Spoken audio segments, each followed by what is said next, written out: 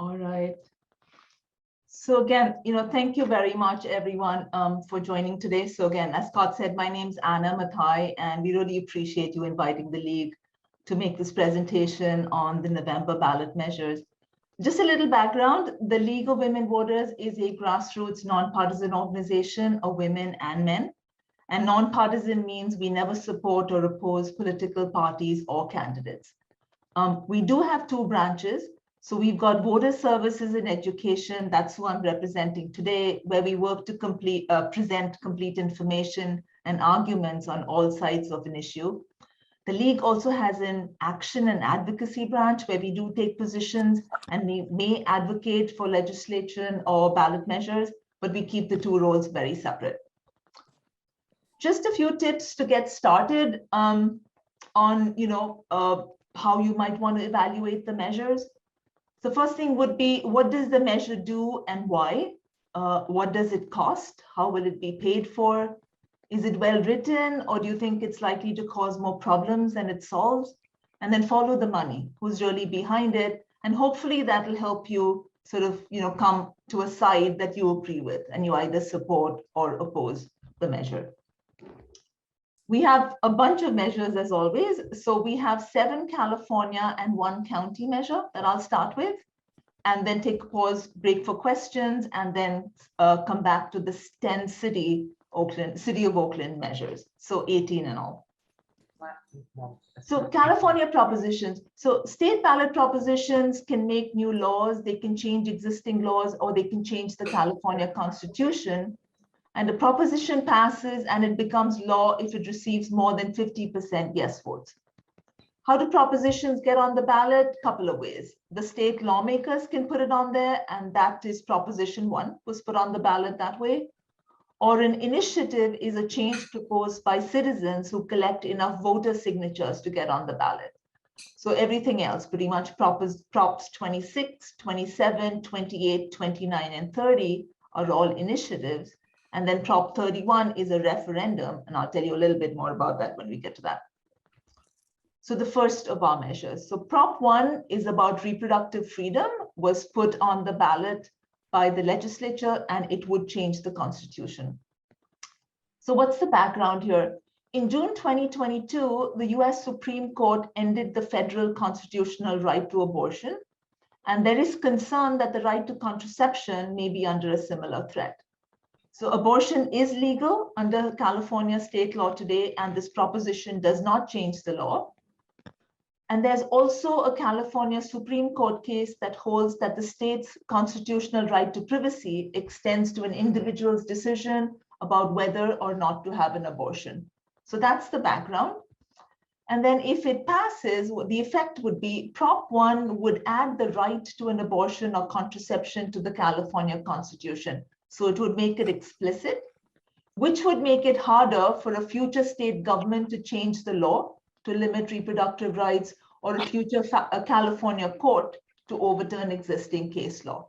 And there's no budget effects estimated for Prop 1. So each of the state measures, we have a slide on we call it the money slide, and the supporters. So it tells you the money in support of the measure and against the measure. Signatories to the proposition are noted in bold. $3 signs means millions have been contributed. $2 signs is hundreds of thousands, and a dollar sign is a less than 100,000. So overall, you'll see in support is 9 million, and against is less than 100K. And you've got, a number of characters down there. So I'll just give you a few seconds just to take a look at that. All right, so then reasons to support and oppose. So reasons to support. This proposition would name reproductive freedom as a right in the California Constitution, and then supporters say it would keep reproductive medical decisions where they belong, with individuals and their healthcare providers. Opponents say, women already have the right to choose under current California law, so it's not needed to protect women's health or their reproductive rights. Another reason to oppose it would be you don't support reproductive freedom as a right. All right, moving on to the next, we have 2 measures that are around forms of gambling, Props 26 and 27. and they differ in two respects. The first is where you can gamble, and the second is who's going to make the most money off this gambling. So just keep those two things in mind. Prop 26 allows in-person roulette, dice, and sports betting. So it has to be in person, at a particular location. So what's the background? At present, California does not allow sports betting, roulette, or games with dice. The gambling in California is limited to four things. You've got the state lottery, you've got card rooms, you've got horse race betting, and you've got tribal casinos. So Native American tribes have agreements with the state to offer gambling. This raises revenue to help lift Indian tribes out of poverty by creating jobs, providing services such as education, healthcare, housing, while also bringing in additional revenue for state and local governments. So what's the effect of this prop? Prop 26 would allow additional gambling, in-person sports of two types. One is in-person sports betting to those over 21 at racetracks and tribal casinos. And then the second would be additional gambling, again, in person, like roulette at tribal casinos. Fiscal effects, the increased state revenues could possibly be tens of millions of dollars, even with increased state costs to enforce and regulate the new law. The money chart, lots of money for and a decent amount against. Really, the supporters, 112 million in all. Much of it is from 5 California Indian tribes. Against about 42 million, much of that again is from non-tribal card rooms who are threatened, by this increased monopoly. So again, I'll just give you a few seconds there.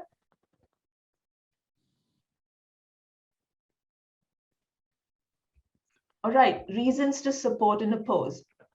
Additional revenues would help Indian tribes provide vital services for their members.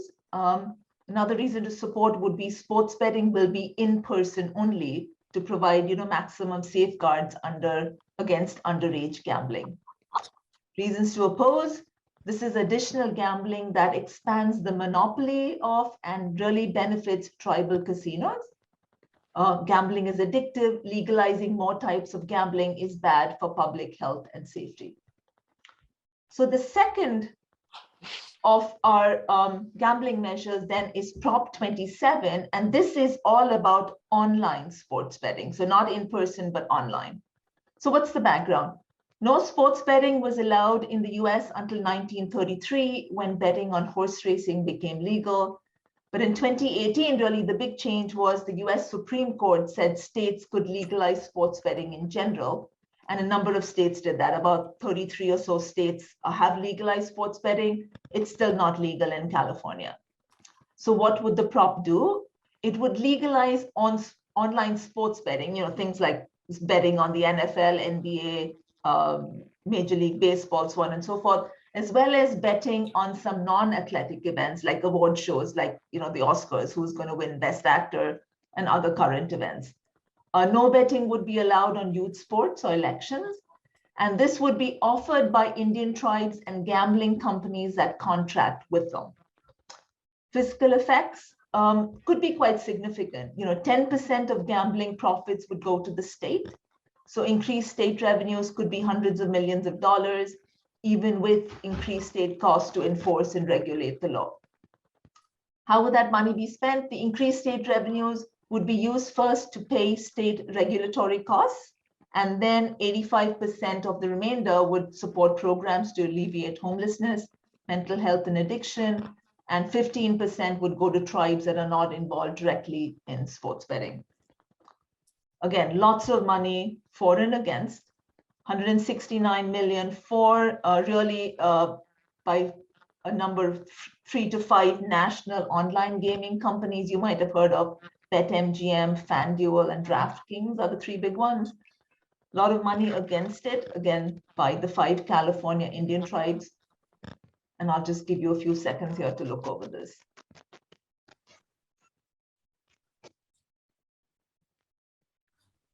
All right, then reasons to support. This would provide more money to support programs to alleviate homelessness, mental health, and addiction. That's what supporters say. And it may be more advantageous to smaller Indian tribes that don't own big casinos. Reasons to oppose: this would benefit large gaming companies and block smaller operations. Eligible companies must be licensed in 10 states, and they must also pay 100 million for a California license. Another reason to oppose would be online sports betting makes gambling even more accessible. All right, from gambling, we move on to Proposition 28, which is more dollars or more money for arts and music in schools. And this is an initiative that would change the law. So what's the background here? Thanks to Prop 98, which was passed in 1988, the state is required to spend a minimum amount on K through 14 education, which is kindergarten through 2-year community college every year.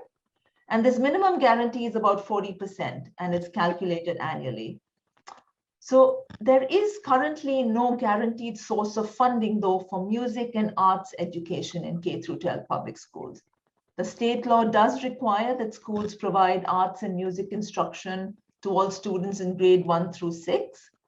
And also, in order to graduate, high school students must complete a year in one of 3 courses of study, only one of which is arts and music.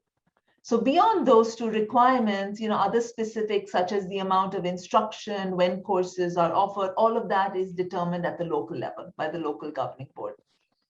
So the effect: Prop 28 would require the funding for arts and music education to be at least 1% of the funding received by schools the prior year under Prop 98. And this 1% would be in addition to the funding already guaranteed by Prop 98. And one other thing, Prop 28 would allocate more funding to schools serving many low-income students. So what are the fiscal effects? This would mean increased state expenses on the order of $1 billion a year, which would come from the state general fund. Again, if we look at support and against, about $10 million in support, none recorded this time against. I'll give you a few seconds just to look over the people on the left.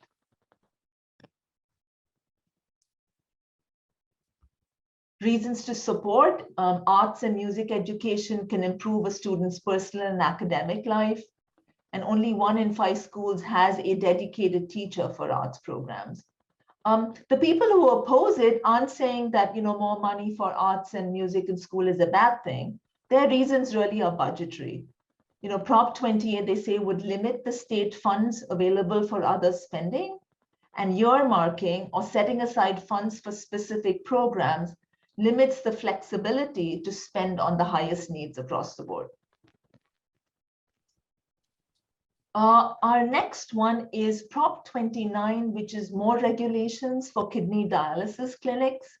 It's again an initiative that would change the law. And you've probably seen a couple of these before. We've had similar propositions in 2018 and 2020. And they were both supported by SEIU, which is a labor union attempting to unionize healthcare workers at dialysis clinics. More background here: the state's 2 largest dialysis businesses are DaVita and Fresenius Medical Care, and they operate almost 3/4 of the clinics in California. There are federal regulations on how these clinics operate, including sort of the number of doctors' visits, reporting infection rates. And also, you should know that dialysis is administered by trained technicians, and these clinics are supervised by a registered nurse. Prop 29 would impose several new requirements for clinics. The requirements are that they must have at least 1 doctor, nurse practitioner, or a physician assistant present during all treatment hours. So they're really trying to up the level of supervision from registered nurse to a higher level. Telehealth could be used up to a year to satisfy this requirement. Clinics must report any dialysis-related infections to the state every 3 months. They must disclose who owns the clinic to patients. Clinics need permission from the state before closing or reducing services, and they can't refuse to treat patients based on how they are paying for treatment. So what would the costs of this be? The fiscal costs: the clinics would probably have to pay hundreds of thousands of dollars more annually for staff salaries. And if clinics close and patients go to more expensive facilities such as emergency rooms, or if clinics negotiate higher reimbursement rates, state and local governments might have to pay tens of millions of dollars more annually. Okay, let's look at the money slide. We have support of 8 million, primarily from SEIU, and against we have about 86 million, again, primarily the two biggest dialysis providers. And again, just give you a few seconds here. All right, reasons to support. Supporters say this would upgrade the professional level of the on-site healthcare manager to a doctor, nurse practitioner, or physician assistant, and it would prevent financial discrimination based on the type of insurance a patient has, whether it's Medi-Cal, Medicare, or private insurance. Opponents say some dialysis clinics in the state may close due to increased costs. And they point out that dialysis clinics currently need to have an RN, a registered nurse on site, and the proposition is changing that to needing to have a nurse practitioner, physician assistant, or an MD on site. They point out dialysis is administered by specially trained technicians, and additional requirements could take healthcare providers away from hospitals and emergency rooms where they're needed more. We are down then to our sixth proposition, slightly different one. It's about a tax on millionaires for more electric cars. And again, this is an initiative that would seek to change the law. So what's the background here? California has a number of zero emission mandates, that 35% of cars become zero emission vehicles or ZEVs by 2026. And all cars become ZEVs by 2035. The state also requires that ride-sharing companies such as Uber and Lyft should have 90% of their drivers driving ZEVs by 2030. Both the state and the federal government have committed to spending billions in tax credits and other efforts to speed up the adoption of ZEVs. California itself is budgeted about 10 billion over the next 5 years.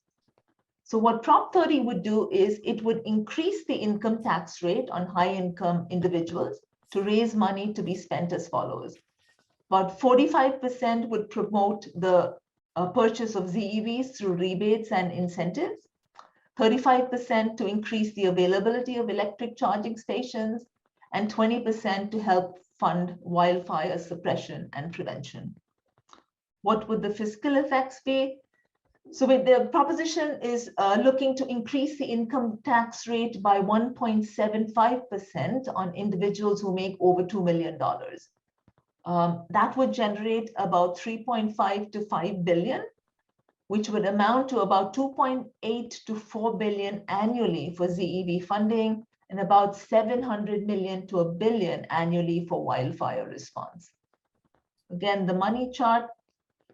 A significant amount of money for the proposition comes from Lyft. And there is also about 13 million against the proposition. And again, I'll give you just a few seconds to look over supporters and opponents.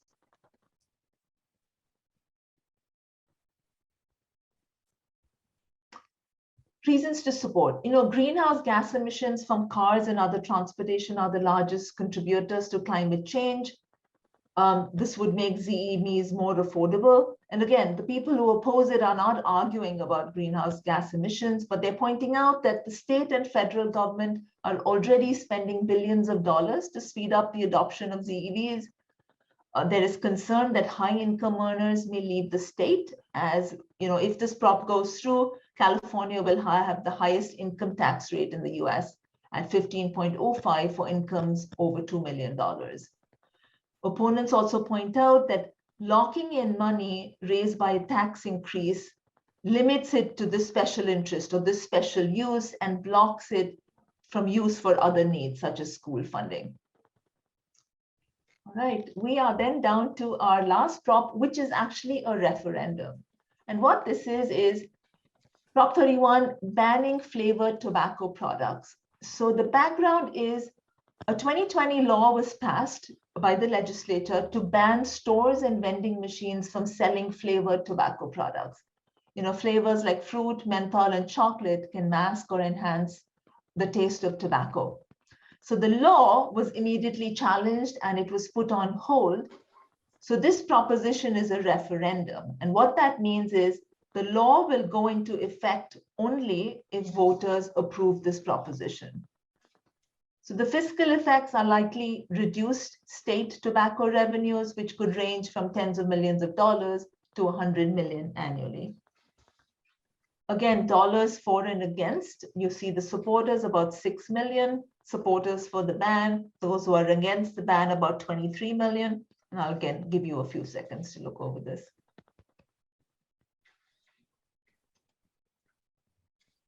All right, reasons to support. Flavored tobacco products can lure middle and high school children into a lifelong addiction to nicotine. Flavored tobacco products can make it harder to quit smoking, even though tobacco use is linked to increased rates of heart disease, stroke, and cancer. Opponents say, it's already illegal to sell tobacco products to anyone under the age of 21. So why do we need a total prohibition to keep tobacco from use? And another reason opponents point out is criminalizing the sale of menthol cigarettes could impact minority communities more, and it may lead to more smuggling and crime. I'm just going to go through one Alameda County measure, and this is Measure D, which is around agriculture and open space lands. So the background here is Measure D was passed in 2000 to set the ratio of agricultural buildings and horse arenas to land in unincorporated areas of Alameda County. And so what was built into the measure is that any future changes would also require a vote by county residents, and that's why it's back. So again, the effect is around changes in ratio for buildings and equestrian arenas relative to the overall land area. Little bit more background. This was placed on the ballot by the Board of Supervisors who supported, and they had a number of public meetings around it.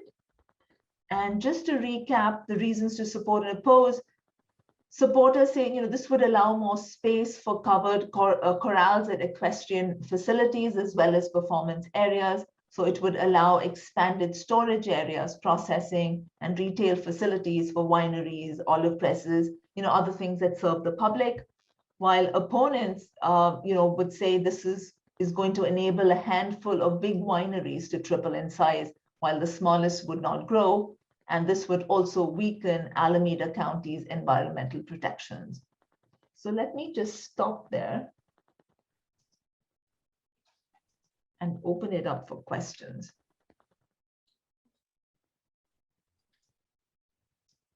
So we have one question in the chat already, and it was from Jean asking why would the animal rights groups or why is the animal rights group opposed to Prop 26? And that's the that's the one on. Some of these things make strange bedfellows. I don't know if it's one of these, scratch my back and I'll scratch yours. Sorry, I don't have an answer on that one. I'm sorry. That's actually an excellent answer. Horse racing. Thank you. Yeah, I would say that, or maybe they worry that it will increase things like dog fights and other illicit activities. But thank you. That's excellent. Any other questions on the state or county measures? Feel free to raise your hand or unmute yourself and ask, or put it in the chat. I had one then, just real quickly. So to clarify, I think I had it backwards, but Prop 31 on the flavored tobacco. So it sounds like a vote. It's not a referendum to repeal the law, but it's a vote for the referendum is to support the ban. Right. If you vote yes, you want flavored tobacco to be banned, correct. And if you vote no, the sale continues. Exactly.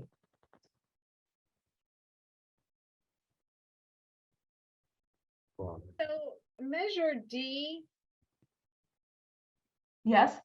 allows for increased open space.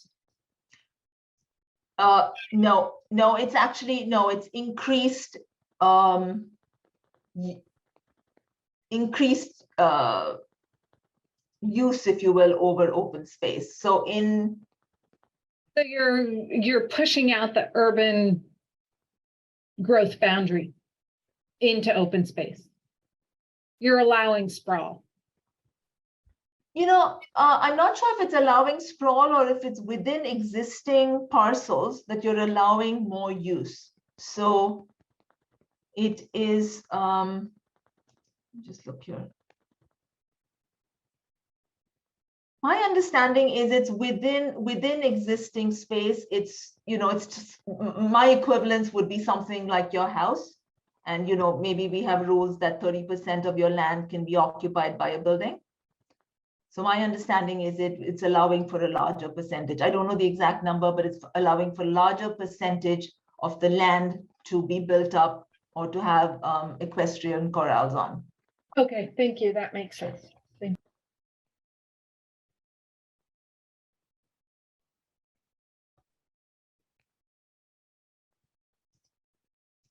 Any final questions? We'll have more time at the end too. I know we still have to get through the.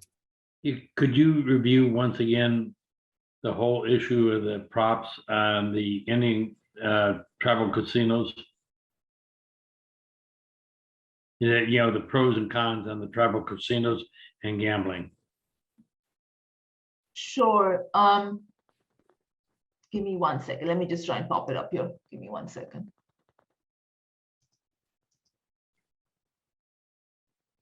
Easier if I pop it up.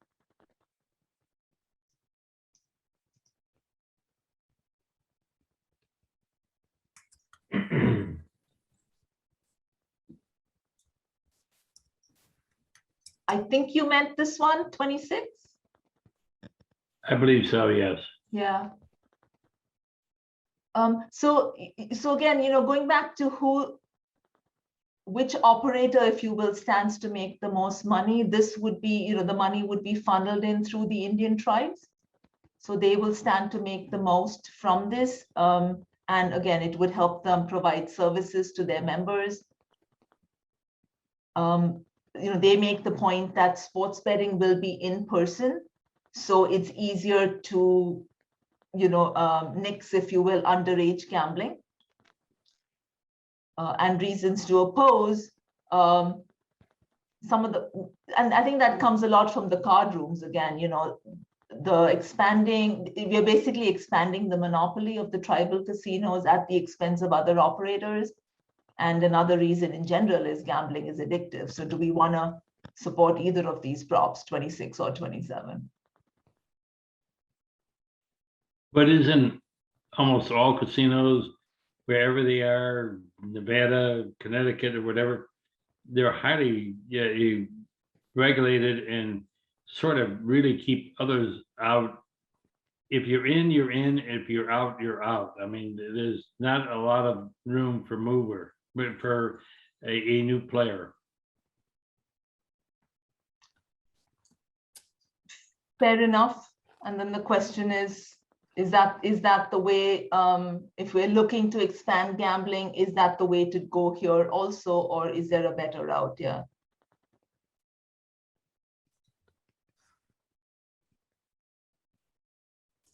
It's a very hard to understand these two competing props and which way is the right way. I guess I'll just have to struggle up until the day I vote.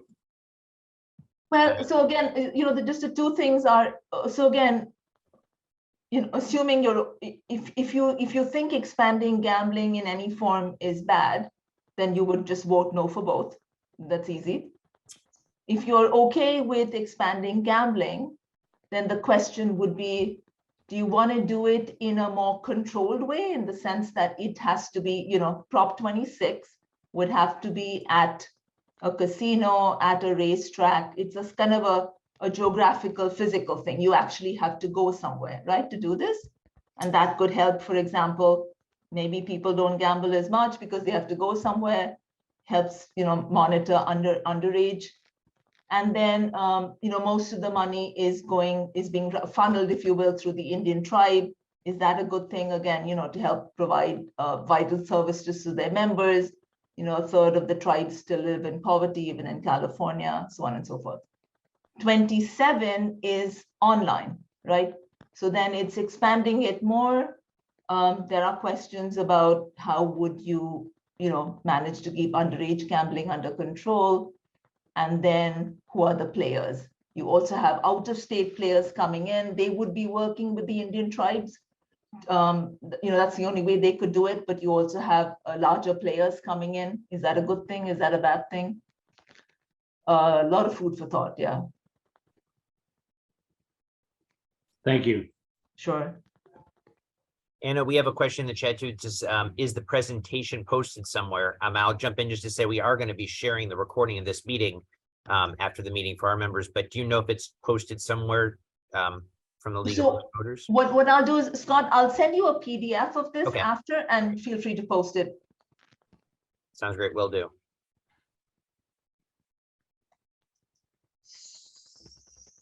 Super.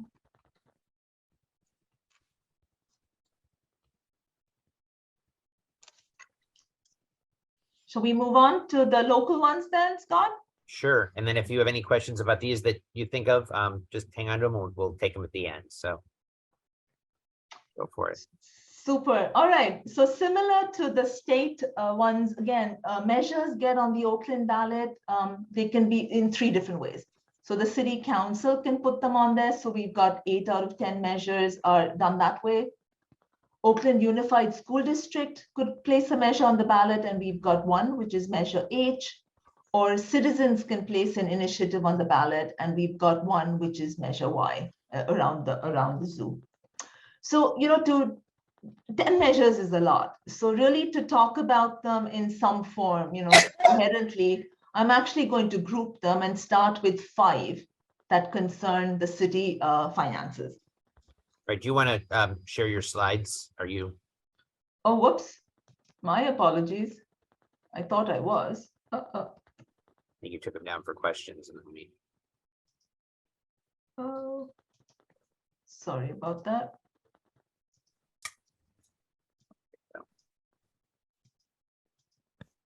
Awesome. Thanks. Let me just move back. Okay. So again, I think just as I said, we've got 10 measures, 8 of them placed on by the city council, 1 by OUSD, and 1 is an initiative by citizens. That's one around the Oakland Zoo. And I'm going to talk about the 5 measures that concern city finances first, and then move to the others. So the first of these is Measure U, which is an infrastructure bond. So bonds are a city's way to borrow money to finance large capital expenditures. And the bonds are paid back over time from our property taxes.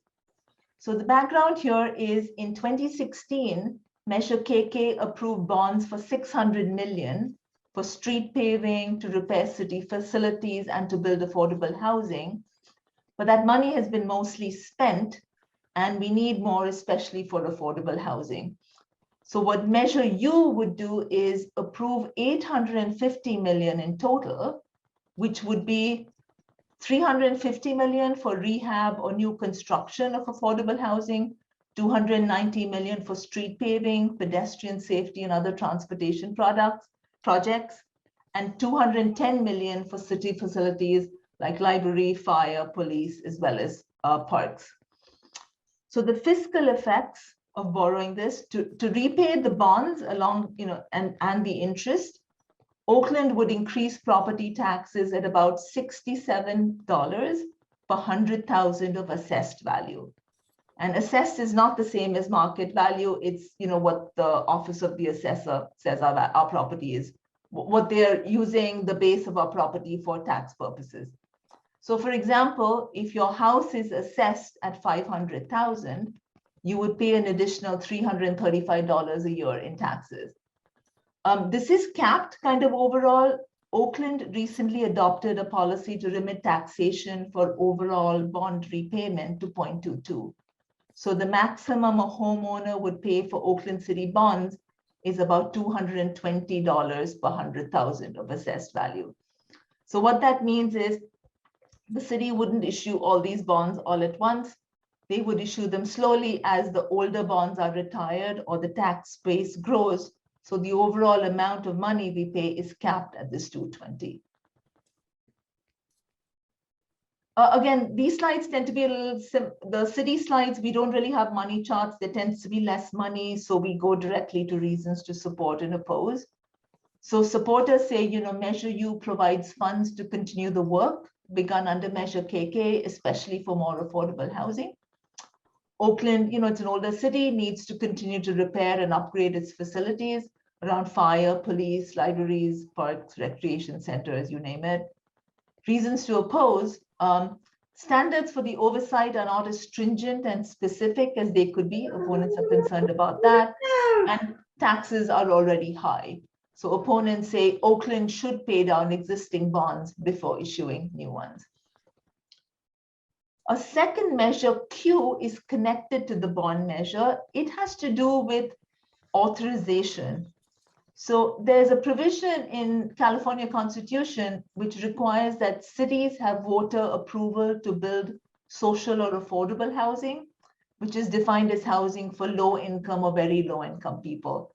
So what this measure is asking is voters to authorize or approve these units. It's not providing any money for it, it's just authorizing it.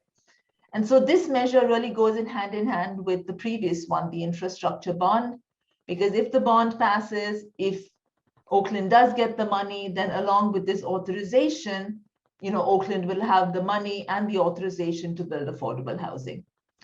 Otherwise, this measure by itself has no fiscal effect. So the next two measures are around parcel taxes. So parcel tax is also a property tax, but it's a fixed amount regardless of the assessed value of your property. So my property could be assessed at 500,000, yours could be at 700,000. We pay the same flat parcel tax. So this is College and Career Fund. This is from OUSD and it requires a 2/3 majority to pass. And what's the background here? In 2014, Measure N was passed by voters, an annual parcel tax to allow high schools to develop pathways to careers such as business, education, and healthcare. It also paid for integrating high school academics with career-based learning and real-world experiences. And this measure is going to expire in June 2025. So more background, this Measure N has provided a stable source of almost $12 million in annual dedicated funding. And the impact has been really positive. There's been double-digit improvement in graduation rates for both African-American and Latinx students. And overall, the graduation rates increased from 61 to 73%, measured from 2014, just when the program started, to just before COVID. So the effect is Measure H would increase or would extend the parcel tax, this parcel tax of $120. It would extend it for another 14 years through 2037. There are exemptions for seniors and low-income households, and the measure would require an independent auditor to issue an annual report and audit. So the fiscal, I already said the fiscal effects. Yeah, okay. So the reasons to support. Measure N has been effective in improving academic metrics and providing career pathways, internship opportunities, and counseling that really benefit high school students. So supporters want that to continue. They also point out that given Prop 13, a parcel tax is one of very few ways to ensure consistent funding to this program, since OUSD and state funding varies. Opponents say, future funding should come from the OUSD budget now that the program has proven its value. The second of our parcel taxes is about the zoo. And this is an initiative, and so it requires a pass of 50%. So what's the background here? The Oakland Zoo's annual budget is about $24 million. You've got entry fees, food, souvenirs, rides, providing the majority of its operating revenues, and they've all been badly impacted by COVID. The zoo receives about 8% of its budget from public funding. That's a combination of Oakland, Alameda County, and East Bay Regional Parks. And one more thing to note on background is Oakland Zoo almost has about 1 million visitors every year, and about 15% of those are from Oakland. So what would the measure do? It would fund a 20-year parcel tax starting in 2023 which would raise 12 million in additional funding for the zoo's operations, staffing, maintenance, and capital improvements. And the measure would require that Oakland and other public funding stay at its current level. What are the fiscal effects? Residential property owners would pay $68 annually. Owners of multi-unit residential parcels would pay $68 for each unit. And there are some exemptions available for low-income households and seniors.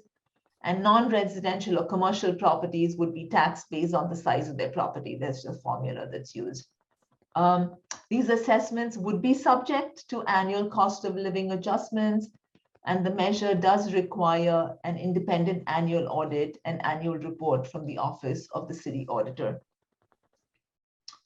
So reasons to support. Supporters say the zoo, it's a valuable resource and it needs funding to keep its budget stable and to expand operations.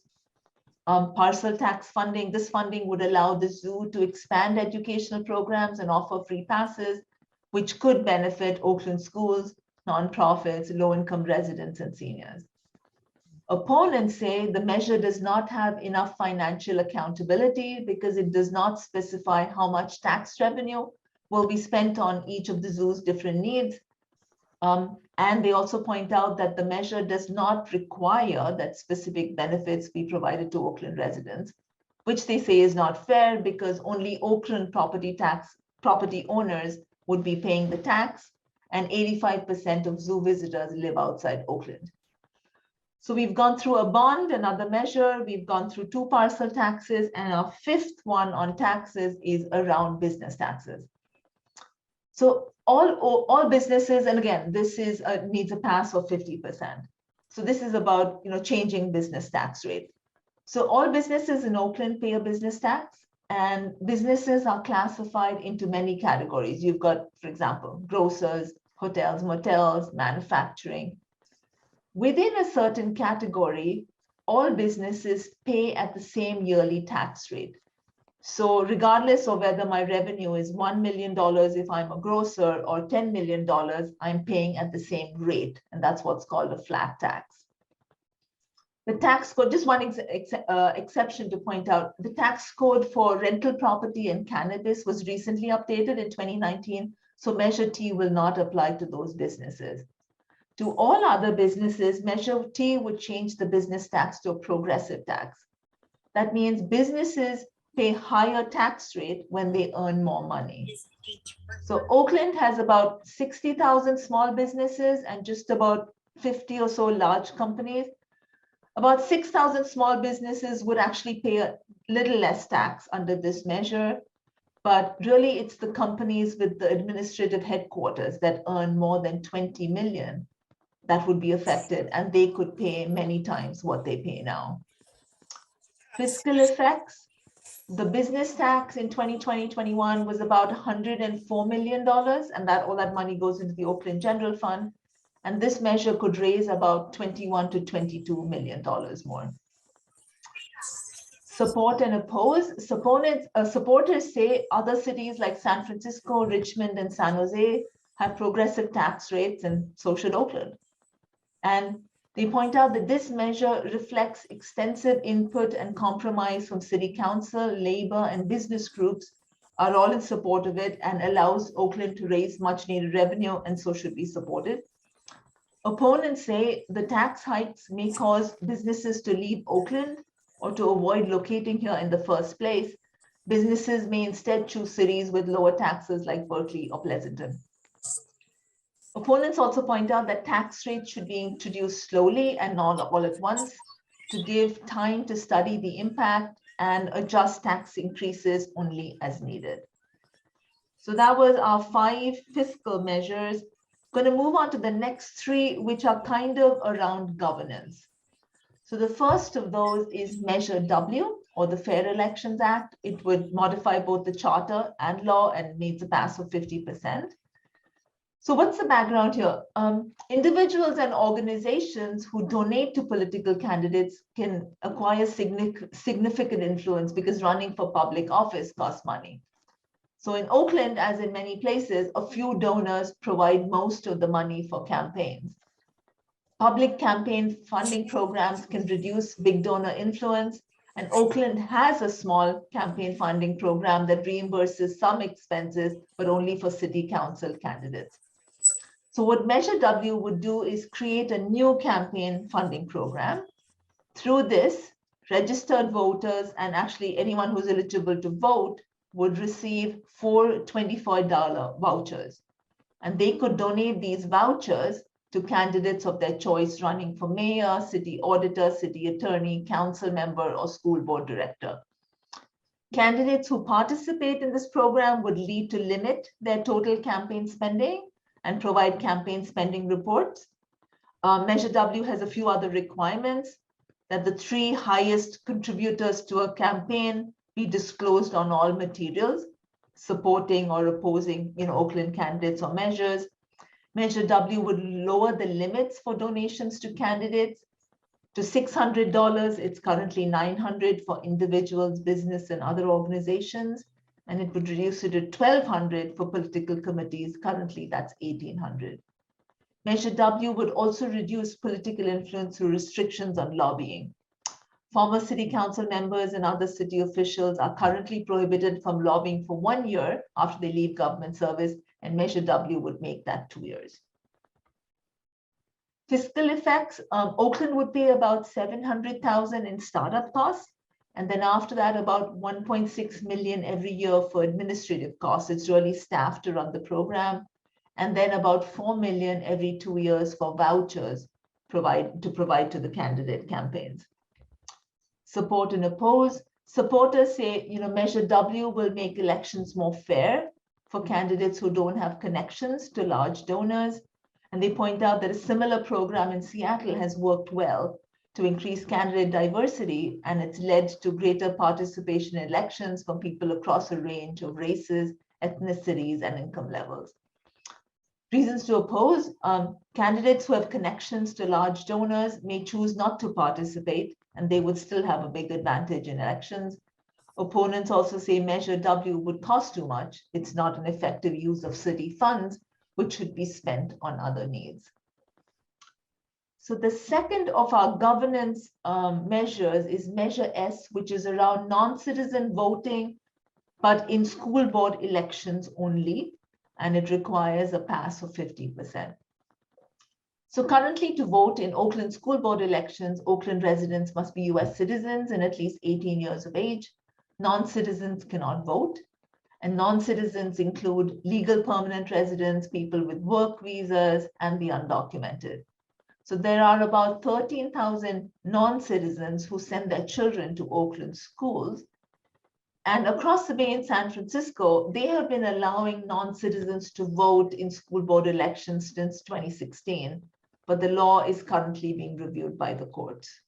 So what's the effect? Measure S would amend the city charter to allow the city council to pass a law to permit non-citizen residents to vote in Oakland school board elections if they are parents, guardians, or legal caregivers of eligible children.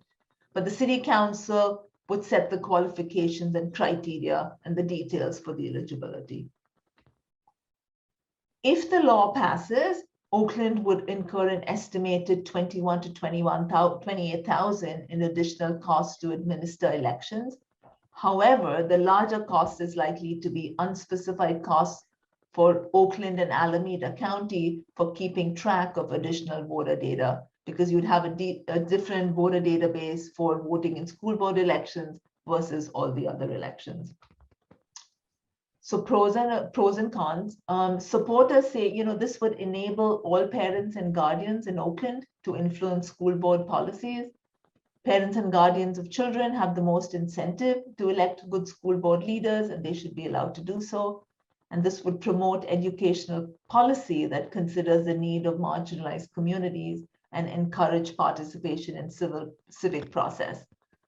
Opponents point out, immigration laws are specific and they're strictly interpreted, and non-citizens could risk significant unintended consequences if they vote. Implementation will be difficult and likely be costly, given the need to set up a separate voter registration system and to conduct effective public outreach to inform residents. And opponents say Oakland should really wait until the law is settled to avoid unnecessary legal challenges and expenses. Moving on to another one that's really around governance.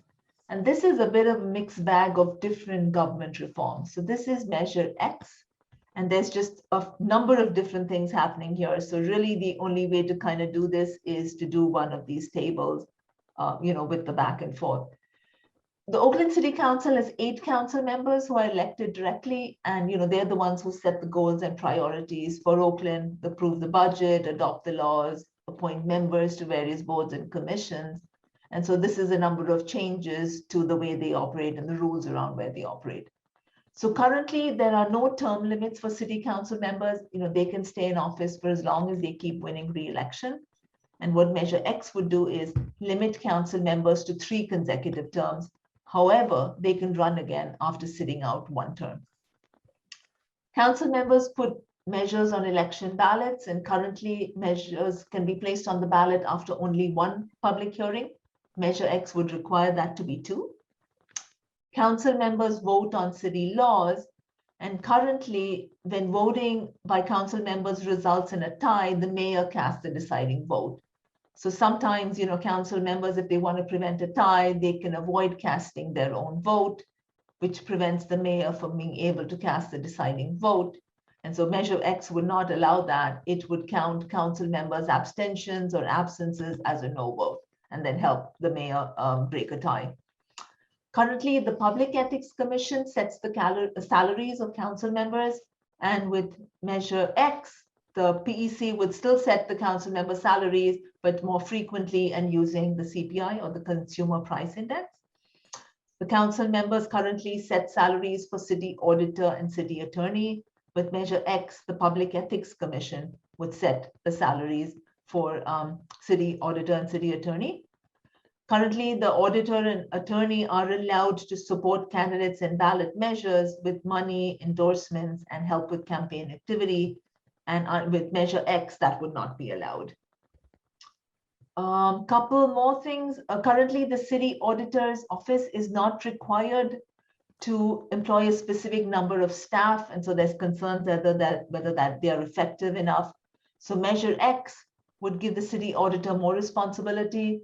It would require that the city auditor have government experience, and they will need to employ at least 14 full-time staff members. There's also some changes to procedures to fill vacancies on boards and commissions. And overall, the fiscal effect is staff costs would increase by $860K annually to help support the measure. Pros and cons, reasons to support. It addresses some of the problems with Oakland government operation. For example, restricting political advocacy could make the offices of city auditor and city attorney more effective. Increasing the salaries of city auditor and city attorney may help Oakland attract and retain more qualified candidates. Opponents say reasons to oppose is this is not comprehensive reform. It's a piecemeal approach to fix some issues. By bundling different reforms together doesn't give voters the option to vote for some reforms and reject others. Term limits are not absolute, they're not strict, because council members can seek re-election after sitting out 1 term of office. All right, we are down to our last 2. So Measure V, just cause for eviction, and this has changed the law and it requires a pass of 50%. So Oakland voters over the years have passed many renter protection measures, right? The background here is Oakland requires a just cause to evict. Most commonly, it's failure to pay rent. It could also be owner move in, or owner is initiating extensive repairs that are not conducive with someone living in the property. And this law applies to residential units built through 1995. Measure V would include many more buildings and tenants with a date change to buildings older than 10 years. So for example, if it went into effect this year, buildings up to 2012 would be included under this measure. Next year, it would be 2013, and so on and so forth. So it would keep pace with, with time. Measure would also increase protections for people who live in motor homes on residential properties. They don't have any protections currently. During the school year, there would be protections for tenants who have children or who are school employees, but only during the school year. Again, tenants would have the right to reclaim residency under this measure. And after an initial term of a lease, going on month-to-month, on a month-to-month lease would no longer be considered a just cause for eviction. So reasons to support and oppose. Measure V will help reduce the displacement of more tenants. Reducing this risk for students and school employees is especially important. In order not to discourage new construction, Measure V is exempting brand new units, including ADUs or accessory dwelling units that have been built in the last 10 years. Opponents point out that even with that exception, this may still discourage the construction of new housing. And without new housing, rents for existing housing will continue to increase. They also say, giving special tenant protections to school employees and families with children may discourage landlords from renting to them. And this measure may also discourage landlords from allowing motorhomes on their land. We are down to the last measure, which is fairly straightforward. It is around gender neutral language, and again requires 50%. So the Oakland City Charter uses gender specific words to refer to city workers and officials. The city charter says firemen, and the charter also uses male and female pronouns like he and she. So the effect of the measure would be to change the city charter by replacing gender specific words with gender neutral words. For example, you would use firefighter. The charter would use firefighter instead of fireman, and also use gender neutral pronouns like they and instead of he and she. And it's not expected to have any fiscal effects on city income or spending. Very quickly, I just want to point out, this is a lot of information. I want to point out on our website, and I will put the link into chat, we have one-page pros and cons on the various city measures. We also have short videos, 2 to 3 minutes each, that could again help you recap some of these and sort of help make a decision. We also have a link to similar resources for the state site. And just want to thank you for being a voter. Start at lwvoakland.org. More on ballots around candidates, measures, polling places at Voters Edge. And as always, we would love you. Join us. We'll pause right there. All right, thank you. Any questions? No activity in the chat. So any questions from the group about the local measures? One question on X. If you vote no, it keeps term limits. If you vote yes, it abolishes them. Is that correct? So right now we don't have any term. So again, Measure X has a lot of things in it, right? One of them is term limits. Right now we don't have term limits. If you vote yes, then you are voting for term limits, as in council members can run for election in 3 consecutive terms, and then they would have to sit out and then they could run again. So if you vote yes, you are imposing those term limits. If you vote no, it's the way things are right now.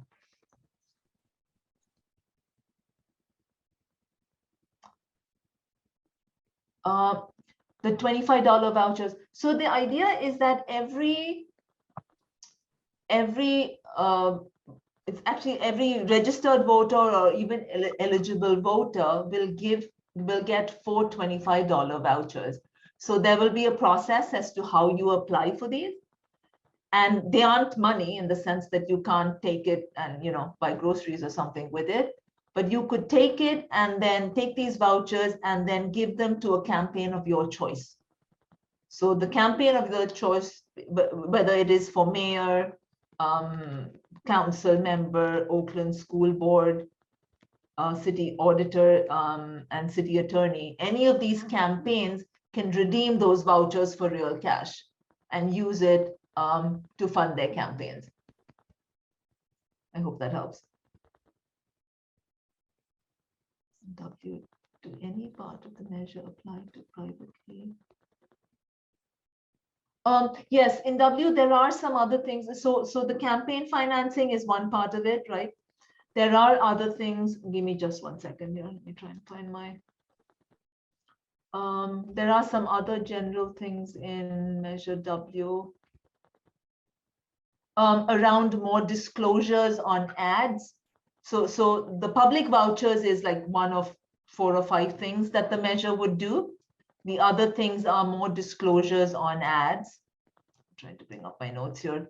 It would also lower the limit on donations.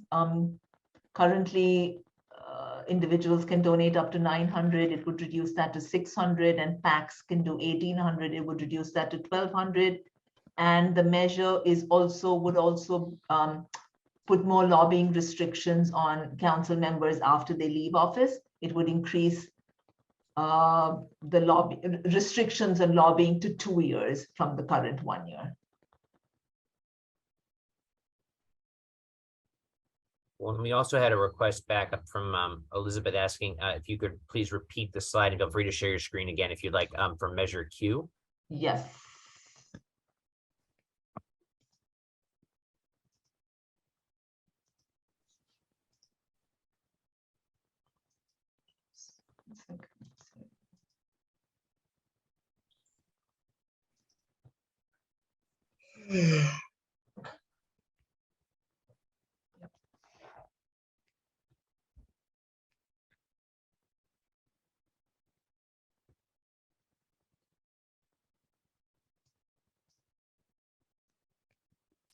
So Elizabeth, did you have a specific question you wanted to ask, or just to leave the slide up? I just looked it up on their website because Anna linked to it after, and it just kind of doesn't really say if anybody's opposed. I guess it's just, I guess I'll figure it out too on behind the scenes. Yeah, it looks Yeah, like so I mean, so a little bit of history on this is, I mean, this is considered, it's kind of considered really has a racist legacy, if you will, going back to redlining, because again, you know, California, this California was not in favor of, at some point, of cities necessarily building affordable housing. So there's some thinking that this state law might go away next year anyway, but there's desire here to get rid of it. So so we could build more affordable housing if we had the money for it. Yeah, I was surprised. I mean, not really surprised, but it's one of those laws that I'm surprised has lasted as long as it has in a state like California today, that still requires voters to approve units of affordable housing. But I guess I'm not really surprised given the history.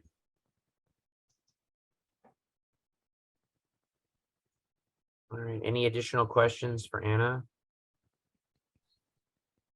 If not, thank you so much for being here tonight. I know several people in the chat have said shared the same sentiment I have, which is that it's a huge help. I have a page of notes here. Certainly, even if you want to go back and do your own research, it certainly gives us a place to start. So again, we really appreciate your time, and to the League of Women Voters for making this service available free to community groups like ours, and to you for making that possible by donating and volunteering your time. So thank you.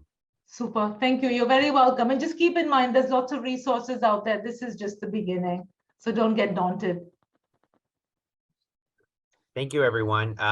We will definitely send out the information I put in the chat. I'll probably get out a special. I'm the guy behind the newsletter. I'll try to get out a special voter resource message out since the next newsletter won't go out until just before election day, if even. So I have the info that some of you put in the chat there requesting things. So so you can look forward to that if you'd like to watch this again, or just check out some of the resources that Anna shared. So Donna, anything to add that I've missed?